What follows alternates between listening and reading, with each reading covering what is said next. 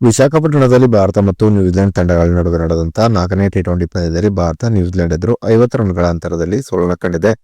ಇನ್ನು 4ನೇ ಟಿ20 ಪಂದ್ಯದಲ್ಲಿ ಭಾರತ ನ್ಯೂಜಿಲೆಂಡ್ ಎದುರು ಸೋಲನ್ನು ಕಂಡ ಬಳಿಕ ಟೀಮ್ ಇಂಡಿಯಾದ ನಾಯಕ ಸೂರ್ಯಕುಮಾರ್ ಯಾದವ್ ಹೇಳಿದ್ದೇನೆ ಎಂಬುದರ ಡೀಟೇಲ್ಸ್ ಅನ್ನ ಈ ವಿಡಿಯೋದಲ್ಲಿ ನಾವು ನಿಮ್ಮ ಜೊತೆ ಶೇರ್ ಮಾಡಲಿದ್ದೇವೆ. ಈ ಸುದ್ದಿಯ ಡೀಟೇಲ್ಸ್ ಅನ್ನ ಕೊಡುವುದಕ್ಕಿಂತ ಮುಂಚೆ ನೀವು ಟೀಮ್ ಇಂಡಿಯಾದ ಅಭಿಮಾನಿಗಳಾಗಿದ್ದಲ್ಲಿ ಈ ವಿಡಿಯೋಕ್ಕೊಂದು ಲೈಕ್ ಮಾಡಿ. ಹಾಗೆ ಟೀಮ್ ಇಂಡಿಯಾದಲ್ಲಿ ಯಾವ ಆಟಗಾರ ನಿಮಗೆ ತುಂಬಾ ಇಷ್ಟ ಎಂಬ ನಿಮ್ಮ ಅನಿಸಿಕೆಯನ್ನ ತಪ್ಪದೇ ಕಮೆಂಟ್ ಬಾಕ್ಸ್ ಅಲ್ಲಿ ತಿಳಿಸಿ ಕೂಡ. ವಿಶಾಖಪಟ್ಟಣದಲ್ಲಿ ಭಾರತ ಮತ್ತು ನ್ಯೂಜಿಲೆಂಡ್ ತಂಡಗಳ ನಡುವಿನ 4ನೇ ಟಿ20 ಪಂದ್ಯದಲ್ಲಿ ಟಾಸ್ ಅನ್ನು ಗೆದ್ದಂತ ಭಾರತ ಮೊದಲು ಫೀಲ್ಡಿಂಗ್ ಅನ್ನು ಆಯ್ಕೆ ಮಾಡಿಕೊಂಡಿತು. ಇನ್ನು ಟಾಸ್ ಸೋತು ಮೊದಲು ಬ್ಯಾಟಿಂಗ್ ಇಳಿದಂತ ನ್ಯೂಜಿಲೆಂಡ್ ನಿಗದಿತ 20 ಓವರ್ನಲ್ಲಿ 7 ವಿಕೆಟ್ಗಳನ್ನ ಕಳೆದುಕೊಂಡು 215 ರನ್ಗಳನ್ನ ಹೊಡೆಯಿತು. ಇನ್ನು ಗೆಲುವಿಗಾಗಿ 216 ರನ್ಗಳ ಗುರಿಯನ್ನು ಪಡೆದಂತ ಟೀಮ್ ಇಂಡಿಯಾ 18.4 ಓವರ್ನಲ್ಲಿ 165 ರನ್ಗಳಿಗೆ ಆಲ್ಔಟ್ ಆಗುವುದರ ಮೂಲಕ ನ್ಯೂಜಿಲೆಂಡ್ ಎದುರು 4ನೇ ಟಿ20 ಪಂದ್ಯದಲ್ಲಿ ಭಾರತ 50 ರನ್ಗಳ ಅಂತರದ ಸೋಲನ್ನ ಕಂಡಿತು. ಇನ್ನು 4ನೇ ಟಿ20 ಪಂದ್ಯದಲ್ಲಿ ಟೀಮ್ ಇಂಡಿಯಾ ಸೋಲನ್ನ ಕಂಡ ಬಳಿಕ ಪ್ರತಿಕ್ರಿಯೆ ನೀಡಿದಂತಹ ಟೀಮ್ ಇಂಡಿಯಾದ ನಾಯಕ ಸೂರ್ಯಕುಮಾರ್ ಯಾದವ್, ವರ್ಲ್ಡ್ ಕಪ್ ಗಿಂತ ಮುಂಚೆ ನಾವು ಕೆಲವೊಂದು ಎಕ್ಸ್ಪೆರಿಮೆಂಟ್ ಗಳನ್ನ ಮಾಡಲು ಮುಂದಾಗಿದ್ದೆವು. ಈ ಕಾರಣದಿಂದಾಗಿ ತಂಡದ ಪ್ಲೇಯಿಂಗ್ ನಲ್ಲಿ ದೊಡ್ಡ ಬದಲಾವಣೆಯನ್ನೇ ನಾವು ಮಾಡಿದ್ದೆವು.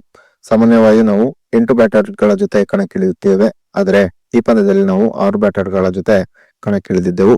ಕೆಲವು ಬ್ಯಾಟ್ಸ್ಮನ್ ಗಳಿಗೆ ವರ್ಲ್ಡ್ ಕಪ್ ಗಿಂತ ಮುಂಚೆ ಹೆಚ್ಚಿನ ಅವಕಾಶಗಳನ್ನ ನೀಡುವ ಉದ್ದೇಶದಿಂದ ಈ ಎಕ್ಸ್ಪೆರಿಮೆಂಟ್ ಅನ್ನ ನಾವು ಮಾಡಿದ್ದೆವು. ನ್ಯೂಜಿಲೆಂಡ್ ತಂಡ 4ನೇ ಟಿ20 ಪಂದ್ಯದಲ್ಲಿ ನಿಜಕ್ಕೂ ಕೂಡ ಒಂದು ಅದ್ಭುತವಾದಂತಹ ಬ್ಯಾಟಿಂಗ್ ಪ್ರದರ್ಶನ ತೋರಿತು. ಒಂದು ಹಂತದಲ್ಲಿ ನ್ಯೂಜಿಲೆಂಡ್ ತಂಡ ಭಾರಿ ದೊಡ್ಡ ಮೊತ್ತವನ್ನು ಕಲೆ ಹಾಕುವ ಎಲ್ಲಾ ಸಾಧ್ಯತೆ ಇತ್ತು.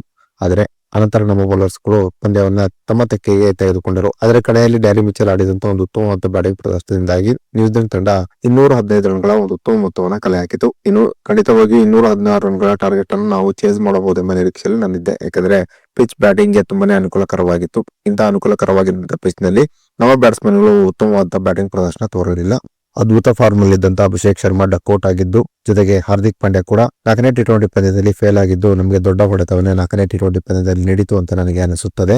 ಇನ್ನು ಶ್ರೇಯಸ್ ಅಯ್ಯರ್ ಆಡದಿರಲು ಪ್ರಮುಖ ಕಾರಣ ಏನೆಂದರೆ Shreyas Iyer T20 world cup ಗೆ ಆಯ್ಕೆಯಾಗಿರುವ ಸ್ಕ್ವಾಡ್ ನಲ್ಲಿ ಸ್ಥಾನವನ್ನ ಪಡೆದಿಲ್ಲ. ಹೀಗಾಗಿ ಟಿ20 ವರ್ಲ್ಡ್ ಕಪ್ ಗೆ ಆಯ್ಕೆಯಾಗಿರುವ ಆಟಗಾರರಿಗೆ ಮಾತ್ರ ಈ ಟಿ20 ಸರಣಿಯಲ್ಲಿ ಅವಕಾಶಗಳನ್ನ ಮಾಡಿಕೊಡುವುದರ ಮೂಲಕ ಟಿ20 ವರ್ಲ್ಡ್ ಕಪ್ ಗೆ ಈ ಆಟಗಾರನ ತಯಾರು ಮಾಡುತ್ತಿದ್ದೇವೆ ಎಂಬ ಮಾತನ್ನ ಸೂರ್ಯಕುಮಾರ್ ಯಾದವ್ ಇದೇ ಸಂದರ್ಭದಲ್ಲಿ ಹೇಳಿದರು.